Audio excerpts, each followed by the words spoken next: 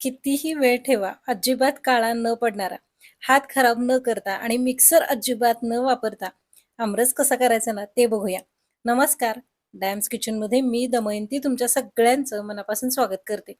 आता आंब्याचा सीझन चालू आहे, आमरस तर झालाच पाहिजे. पण तो वेगवेगळ्या ट्रिक्स आणि टिप्सनी जर केला ना, तर खूप सुंदर होतं बरं का. तर इथं मी हे आंबे काढून घेतलेत. आंब्याचं अनबॉक्सिंग तर तुम्ही बघितलेलंच आहे. आता हे आंबे जे आहेत ना, ते गार पाण्यामध्ये घालून अर्ध्या तासासाठी आपण ठेवून देणार आहे. म्हणजे काय होतं, तर हे आंबे उबीमध्ये ठेवून पिकवलेले असतात. तर त्याला खूप उष्णता असते. ती उष्णता कमी व्हायसाठी आंबे पाण्यामध्ये भिजत घालावेत असं म्हणतात. तर हे पाण्यात आपण भिजत घालूया आणि नंतर हे जे आंबे आहेत ना, ते आपण व्यवस्थित छान असे स्वच्छ धुवून घेणार आहे.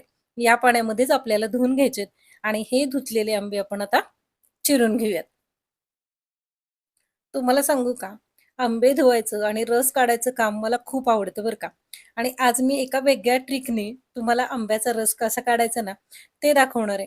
म्हणजे रस जो आहे ना, तो अगदी एकसंध, एकसारखा आणि गुठळीयुक्त सुद्धा. चला रेसिपीला सुरुवात करूया. तर हा जो आंबा आहे ना, तो पिकलाय का बघायसाठी फक्त एकदा दाबून बघितला. आता हे जे आंबे आहेत ना, ते आपण पाण्यातून काढून घेऊयात आणि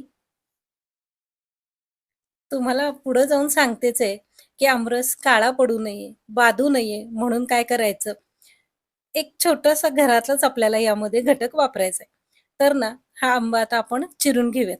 सगळ्या पुढचा देठ काढून घ्यायचा आणि मोठ्या-मोठ्या उभ्या फोडी करून घ्यायच्या. आणि ही जी ट्रिक आपण वापरणार आहे ना, त्यांनी आपला रस जो आहे ना, त्याच्यामध्ये वरती जर का त्या जाळ्या वगैरे असतील किंवा केशर असेल, तर ते अजिबात तोंडामध्ये येत नाही. आणि यासाठी आपल्याला मिक्सरची पण काही गरज नाही. कारण आमरस काय असतो माहिती का? मिक्सरवरती फिरवलं ना, तर तो आमरस राहत नाही बरं का, त्याचा ज्यूस होतो आणि तो प्यायला किंवा खायला मजा काहीच येत नाही. तर आमरस कसा एकदम घट्ट आणि गुठळीयुक्त असावा ना, तसाच करूया. तर आता मला जेवढे आवश्यक आहेत ना, तेवढे आंबे मी असे चिरून घेते. तुम्ही पण लगेच तयारीला लागा बरं का.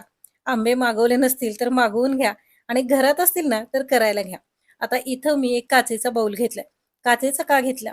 तर कुठल्याही भांड्यामध्ये आंब्याचा रस काढला ना, तर तो काळा पडायची शक्यता असते. त्याऐवजी तो तुम्ही स्टीलच्या भांड्यात किंवा काचेच्या भांड्यात घेतलात ना, तर चालेल. आणि आता त्यानंतर एक चाळणी घ्यायची आणि त्या चाळणीवरती असा हा आंब्याच्या फोडी आपण हे करून घेणार आहोत, खिसून घेणार आहोत. तर आता बघा वरचं साल अगदी अलगद हातात येतं आणि सगळा रस मस्त असा निघतो आणि याच्यामध्ये केशर जे असतं ना आतलं, ते चाळणीमध्ये अडकतं. म्हणजे मग एकदम छान घट्ट असा रस तयार होतो. हे बघा सगळा रस किती छानपैकी निघालाय की नाही. ही चाळणीची ट्रिक तुम्ही एकदा नक्की वापरून बघा बरं का. चाळणीवरती किंवा आपलं पुरणाची जी जाळी असते ना, त्याच्यावरती जरी तुम्ही केलत ना, तरीही चालेल. आणि तुम्हाला जर का हा रस साठवायचा असेल ना, तर असा रस काढल्यानंतर काचेच्या बरणीमध्ये किंवा काचेच्याच भांड्यामध्ये ठेवा. म्हणजे त्याची कशाबरोबर रासायनिक अभिक्रिया होत नाही आणि मग तो काळा सुद्धा पडत नाही. आणखीन पुढे जाऊन एक ट्रिक सांगणारच आहे, की ज्याने आपला रस काळा पडणार नाहीये. आणि हे बघा, जर तुम्ही लगेच खाणार असाल ना, तर मग स्टीलच्या भांड्यामध्ये केलात तरीही चालेल. स्टीलच्या भांड्यामध्ये सुद्धा ठेवलात तरी चालतो, पण तो फार तर 1 दिवस.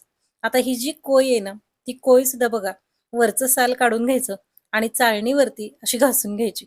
हे बघा, असा पटकन मस्त असा रस निघतो. आता हा जो रस आहे ना, तो पातळ होणार आहे हे माहिती आहे. पण आपल्याला गुठळीयुक्त करायचा आहे ना. हो, सांगते पुढे जाऊन सांगतेच आहे. तोपर्यंत तुम्ही चॅनल पटकन सबस्क्राईब करून घ्या आणि व्हिडिओला लाईक करा. आणि मला माहिती आहे हा व्हिडिओ बघितल्यानंतर या पद्धतीनं तुम्ही जेव्हा रस कराल ना, त्यावेळेला हा व्हिडिओ तुम्ही तुम्ही तुमच्या मैत्रिणींना आणि नातेवाईकांना नक्की शेअर करणार आहात. तुमच्या ग्रुपमध्ये पण पाठवणार आहात. कारण अशी रस करायची ट्रिक आणि तोही अगदी प्रॉपर आमरसाची चव टिकवून ठेवणारा. म्हणजे आमरस खाताना तुम्हाला अगदीच अ, अ, ज्यूस पिल्यासारखं वाटणार नाही किंवा फेसाळल्यासारखा सुद्धा वाटणार नाही. आता बघा दाटसर मस्त असा आपला आमरस तयार आहे. आता काय करायचं तर ही जी चिरलेली आंब्याची फोड आहे ना, ती घ्यायची आणि त्या फोडीला तळातून कापून घेऊन असे छान तुकडे करून घ्यायचे आणि हे जे तुकडे आहेत ना, ते आपण मिसळणार आहे. म्हणजे मग मस्त असा गुठळीयुक्त आमरस तयार होतो. हे सुद्धा जेवढे तुम्हाला आवडत असतील ना, तेवढे असे छान काप घालून घ्या. बघा किती छान दिसतोय की नाही? मस्त एकदम दाटसर आणि गुठळीयुक्त आमरस. आता याच्यामध्ये ना आपण थोडीशी साखर घालूयात. साखर आणि मीठ प्रिझर्व्हेटिव्हचं काम करतो. एकदा का तुम्ही साखर आणि मीठ घातलत ना, की आमरस कितीही वेळ जरी राहिला, तरी तो काळा पडत नाही. म्हणून अगदी थोडीशी का होईना साखर घालायची आणि चवीनुसार मीठ घालून घ्यायचं. आता छान एकसारखं आपण हलवून घेऊयात. फार हलवायला हलवायला लागणारच नाहीये, कारण त्यातल्या गुठळ्या मोडतील आणि मग अगदी थोडंसं म्हणजे अर्धी वाटीच्या कमी जरी दूध घातलत ना, तरीही चालेल. दुधामुळे याला चव छान येते. हे बघा, मस्त असा आपला आमरस आता तयार झाला. आता याच्यामध्ये 4 ते 5 बर्फाचे खडे घालूयात. म्हणजे आमरस एकसारखा मिळून येतो आणि गार पण राहतो. मग तुम्ही बाहेर जरी ठेवलात ना, तरी छान राहतो तो आणि खायला पण गार आमरस छान वाटतो. आहे की नाही मस्त अशी ट्रिक? चला पटकन आता आपण सर्व्ह करूयात. मस्त गुठळीयुक्त, गारेगार आणि अजिबात काळा पडणार नाही आणि दाटसर, एकसंध असा हा आपला आमरस तयार आहे. हो, इतक्यात कुठे निघालात? चॅनल सबस्क्राईब करा. कारण पुढे जाऊन हा आमरस खायचा कशाबरोबर? हो, हो, सांगते, सांगते.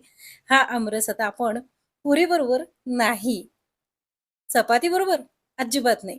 कशाबरोबर खाणार आहे? एका मिनिटात सांगते हो. तर तर चला पटकन व्हिडिओ लाईक करा. म्हणजे मग लगेच मी तुम्हाला सांगते, हा गुठळीयुक्त आमरस कसा खायचा. आणि हो, खाताना तुमच्या भागात हा कशासोबत खाल्ला जातो ना, ते पण मला सांगा बरं का. तर मी आता इथं काय केलं माहिती का, हा आपला तयार झालेला आमरस जो आहे ना, तो मस्त असा तयार झाला म्हणून तो बाजूला ठेवून दिलाय. आणि त्यानंतर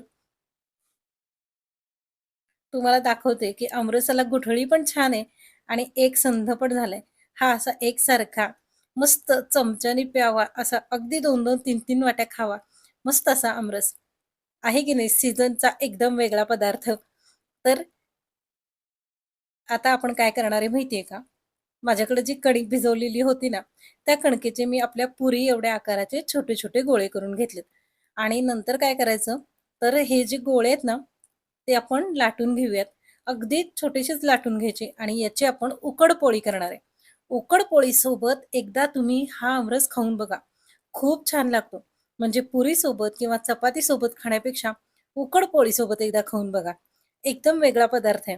तर आता हे जी कणिक आहे ना, ती आपण छोटे-छोटे पेढ्या एवढे गोळे करून लाटून घेऊयात आणि नंतर ते वाफवून घेऊयात. तर आता अगदी तुम्हाला हवं तेवढं पीठ लावलत ना, तरीही चालेल. पीठ लावून घ्यायचं आणि नंतर याची घडी घालून घ्यायची. फक्त दुमते म्हणजे 2च भाग करायचे आणि नंतर अशी ही दुमडलेली पोळी बाजूला ठेवून द्यायची आणि ह्या छोट्या-छोट्याच करा. इतक्या सुंदर लागतात ना आणि आता इथं मी एका बाजूला पाणी उकळत ठेवले. उकळत्या पाण्यावरती जाळी ठेवून द्यायची किंवा एखादी चाळणी ठेवायची. त्या चाळणीवरती या पोळ्या ठेवायच्या. थोडंसं तेलाचं बोट लावा म्हणजे अगदी पटकन निघतात आणि मग अगदी 5 मिनिटं वाफ काढायची. आहाहा! गरमागरम उकडपोळी आणि आमरस हा बेत तुम्ही कधी खाल्ला आहे का? आणि कुठल्या भागात करतात किंवा कधी करतात हे मला कमेंट करून सांगायला अजिबात विसरू नका.